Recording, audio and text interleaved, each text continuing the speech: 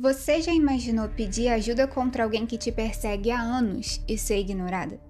E o pior, o mesmo juiz que negou a sua proteção mais tarde seria o responsável por julgar o homem que tentou tirar sua vida. Essa é a história de Samantha Stites, uma mulher que foi perseguida por mais de uma década, sequestrada e levada para um bunker inspirado na série You do Netflix.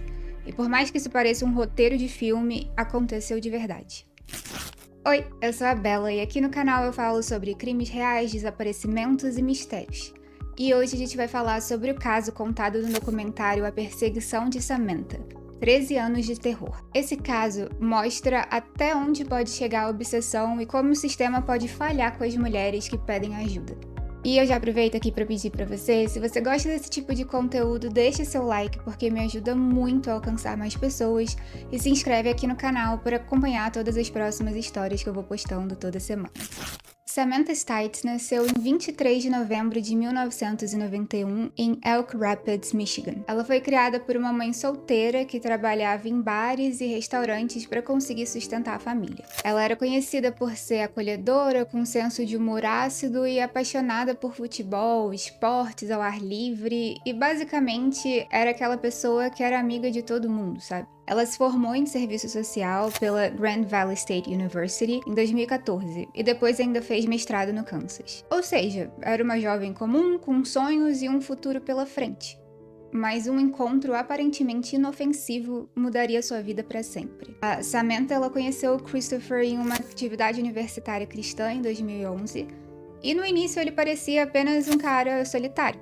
Isso fez com que a Samantha tentasse ser gentil e acolher ele, conversando como qualquer pessoa faria com qualquer ser humano. Mas o que começou com mensagens e presentes acabou virando uma fixação que acompanharia ela por mais de uma década. O Christopher não era apenas insistente, ele era, de certo modo, onipresente. A Samantha chegava para treinar frisbee, ele estava na arquibancada, olhando fixamente para ela. Ela ia trabalhar, ele aparecia do nada, sem motivo, só para ser visto. No enterro da avó dela, um momento de dor da família, o Christopher surgiu com flores como se fosse uma cena romântica, mas para Samantha foi puro terror. Primeiro, como ele sabia que o enterro da avó seria ali? Por que ele apareceu sem ser convidado e sem ter nenhum tipo de relacionamento com ela? Porque ele mandava mensagem, ele ficava aparecendo, mas em todas as ocasiões a Samantha deixava muito claro que não queria nada com ele. Imagina você olhar em volta e ver o mesmo rosto em todo lugar. No mercado, no campo de futebol, no corredor da universidade, o tempo todo. Essa é a essência do stalking, você perde completamente a sensação de liberdade.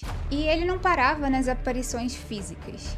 Ele entupia a Samantha de mensagens, convites e declarações que ela nunca pediu, e cada não era ignorado, cada limite ultrapassado, e o que para muitos seria coisa boba da internet, para ela foi a construção de um pesadelo que durou mais de 10 anos. A perseguição foi notada pelos amigos, testemunhada por colegas, e em 2014, depois de várias situações, a Samantha conseguiu uma ordem de proteção pessoal pelo prazo máximo de 6 anos. E aqui vale ressaltar que é muito incomum que na primeira vez que você peça uma medida protetiva contra uma pessoa, o juiz dê essa proteção pelo prazo máximo de 6 anos.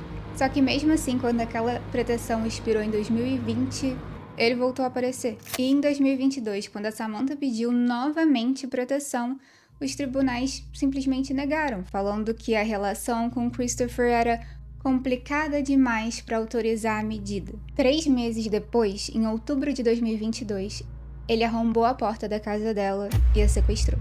Na madrugada de 7 de outubro de 2022, o pesadelo saiu do virtual e virou físico. A Samantha acordou sufocada. O Christopher estava em cima dela, com as mãos no pescoço, tentando imobilizar ela. Ele amarrou os pulsos dela com algemas, prendeu os pés, colocou uma bola de silicone na sua boca e envolveu com fita adesiva, transformando o que deveria ser o lar em um cárcere. Agora pensa comigo, você acorda na sua própria cama, no lugar onde você deveria se sentir mais segura, e descobre que o seu pior medo tá ali, em carne e osso, controlando cada movimento seu. Ele colocou a Samantha no próprio carro dela e dirigiu por horas. E mesmo vendada, ela tentou contar todas as curvas para ter algum senso de direção. Essa calma e a presença de espírito que ela teve foi o que manteve ela viva durante todo esse processo. Quando eles chegaram no destino, o horror só aumentou. Era um bunker escondido dentro de um depósito. As paredes eram revestidas com isolamento acústico, tinha um colchão no chão, comida estocada, câmeras, rastreadores, algemas e um balde para ela usar como banheiro durante o tempo que ela ficaria ali. O Christopher, ele tinha planejado tudo, até mesmo a desculpa para ela ter sumido. Ele tinha pensado em deixar o paddleboard dela na beira do lago Michigan para que os amigos acreditassem que ela tinha se afogado. Ele chegou a falar com a Samantha que o plano dele era que ela ficasse ali com ele durante 2 semanas. Ele tinha tirado férias e esse seria o período que ela ficaria naquele bunker com ele. E ainda por cima revelou que tinha instalado um rastreador não só no carro dela, mas também nos carros dos amigos próximos. Era um nível de controle bizarro. A Samantha entendeu que a sua única chance de sair dali era usar o psicológico contra ele. Então ela fingiu calma, falou que não denunciaria e começou a se apresentar como alguém que ele poderia confiar. Eles começaram a conversar e ele ficou falando que só queria ter uma chance para trocar uma ideia com ela, para ter algum tipo de fechamento da relação dos dois, sendo que não existia nenhuma relação, mas na cabeça dele sim. Ela foi tentando conversar, falando que se ele liberasse ela ainda naquele dia, ninguém ia suspeitar de nada, ela não iria para a polícia e que ficaria tudo bem. Só que ele começou aos poucos ficar com o pé atrás. E falou que o único modo que ia conseguir confiar nela o suficiente é se ela dormisse com ele. Ela resistiu, mas percebeu que a recusa poderia acabar custando sua vida. E depois de horas de abuso, Christopher finalmente levou ela de volta. Mesmo assim, a ameaça não acabou, porque ela sabia que o carro dela estava com rastreador e dos amigos também, então ela pediu ajuda para uma vizinha que levou ela para o hospital, onde ela finalmente contou tudo. A polícia agiu rápido, mas nada teria sido possível sem os detalhes que a Samantha conseguiu memorizar. No bunker, eles encontraram o colchão onde ele violentou a Samantha, o equipamento de isolamento sonoro, rastreadores em caixas, registros digitais com mais de 1 década de vigilância sobre a Samantha. O que era uma paranoia para muitos virou prova concreta. A investigação revelou que Christopher havia usado o rastreador de GPS, tinha registro de logins nas contas da Samantha e havia documentado os passos dela por anos. Dentro da casa dele, na busca, a polícia encontrou ganchos, cordas, uma gaiola sombria visível em imagens do storage unit e um celular que tinha dezenas e milhares de registros da Samantha. As gravações de vigilância das lojas de materiais de construção também mostraram Christopher comprando todo o material que ele utilizou para montar aquele bunker. Depois de toda essa busca no bunker, a polícia conseguiu localizar o carro do Christopher e, subsequentemente, ele ficou preso dentro de poucas horas depois que a Samantha finalmente conseguiu fugir e denunciar tudo para a polícia. É importante a gente tentar entender sem normalizar. Os stalkers frequentemente começam com comportamentos aparentemente inofensivos. Mensagens, presentes, mas o que diferencia é a persistência, a violação de limites e a escalada. O Christopher, ele guarda, rastreia, manipula tudo para construir uma narrativa em que ele é o protagonista da vida dela. Para muitas vítimas, essa escalada é lenta e difícil de provar, e é raro ter provas materiais até o momento da violência extrema.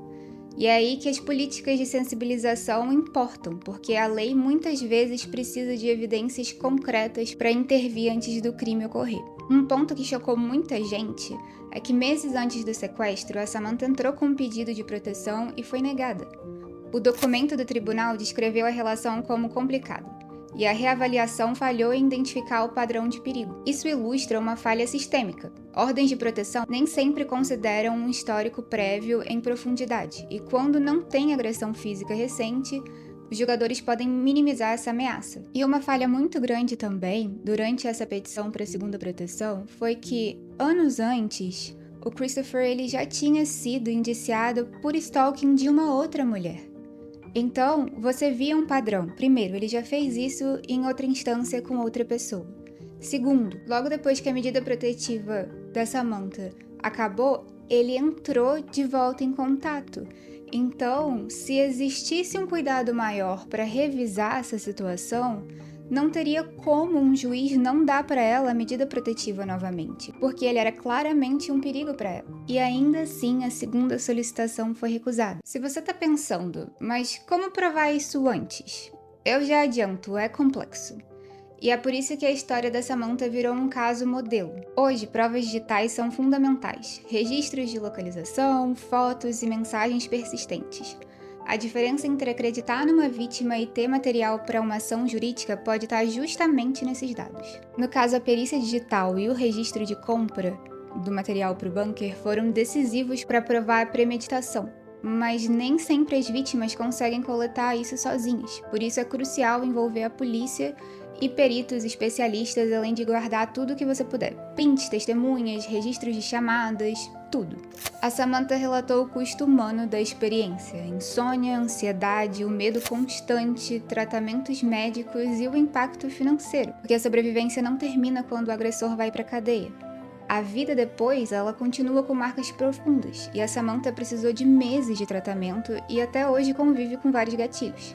Mas ainda assim, ela transformou a própria história em ferramenta de mudança. Ela participou do documentário, falou publicamente e ajudou a pressionar por alterações nas políticas de revisão de ordem de proteção. Em 2023, o Christopher ele foi levado a julgamento e, em dezembro, ele se declarou culpado de sequestro, tortura e stalking agravado. Em 2024, foi sentenciado de 40 a 60 anos de prisão com monitoramento por GPS caso saia no futuro. Uma pena longa que reflete o reconhecimento do perigo da gravidade da conduta dele. A sentença, ela ultrapassou as recomendações para o tipo de crime que ele cometeu. E o motivo disso, além de tudo isso que a gente discutiu durante esse vídeo, foi o fato de que enquanto ele estava preso durante o julgamento, ele teve uma ligação com a mãe dele que pediu desculpa, achando que poderia ter dado mais atenção, poderia ter ajudado ele de alguma maneira ou colocado ele para ter algum tipo de acompanhamento psicológico se ele tivesse compartilhado o que ele estava passando durante aquele tempo. E ele falou com todas as letras para ela que não importava o que ela tivesse feito, ele não mudaria nada do que ele tinha feito. Ele não conseguiria ter parado de perseguir a Samantha. Ainda assim, para Samantha, como ela mesma diz, a prisão não restaura o que foi tomado dela, mas dá uma sensação de segurança. A pergunta que a gente precisa fazer é: por que tantas vítimas não são levadas a sério? Parte é cultural. Ainda existe a ideia de que não é tão grave se não tiver agressão física. A outra parte é institucional. Os sistemas legais eles exigem provas imediatas. Os dados mostram que cerca de 1 em 3 mulheres experimentam algum tipo de stalking e a maioria sofre em silêncio. Quando a experiência evolui para violência extrema, muitas vezes já é tarde demais. O documentário que tem no Disney Plus, ele expõe esse fosso entre a experiência subjetiva da vítima e a exigência objetiva da justiça. Então vale muito a pena ver se você se interessou por esse caso. Lá tem muito mais detalhes do que nesse vídeo. Depois de sobreviver a tudo isso, a Samantha não saiu ilesa.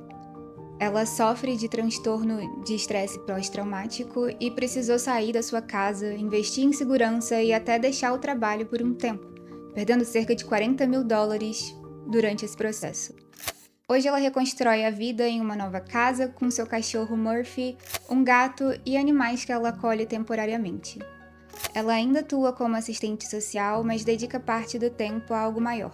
Ela e uma amiga criaram a Beekeepers Advocacy, uma organização para proteger vítimas de perseguição, abuso doméstico e sequestro. E a sua luta já trouxe mudanças reais. O tribunal da sua cidade alterou a política de medidas protetivas para que casos como o dela não sejam mais ignorados. Tribunais em Michigan passaram a revisar procedimentos de verificação de ordens de proteção com mais cuidado, verificando ordens anteriores e padrões de comportamento. É uma mudança pequena, porém concreta. Além disso, o documentário e a cobertura amplia a consciência pública. Quanto mais a sociedade entender stalking como crime progressivo, mais pressão vai ter por medidas preventivas. A história da Samantha é um alerta de que o stalking não é algo inofensivo. É um crime que pode evoluir para algo muito mais grave e que deixa cicatrizes para sempre. Se você chegou até aqui, me conta nos comentários. Você acha que as vítimas de stalking têm proteção suficiente da lei? Eu quero muito saber sua opinião e também se você já passou por alguma situação de stalking na vida. Se você gostou desse vídeo, deixe seu like, se inscreve no canal, ativa o sininho e compartilha esse vídeo com alguém que precisa conhecer essa história. Isso ajuda muito o canal a crescer e me possibilita de trazer mais histórias importantes que nem a da Samantha para vocês conhecerem.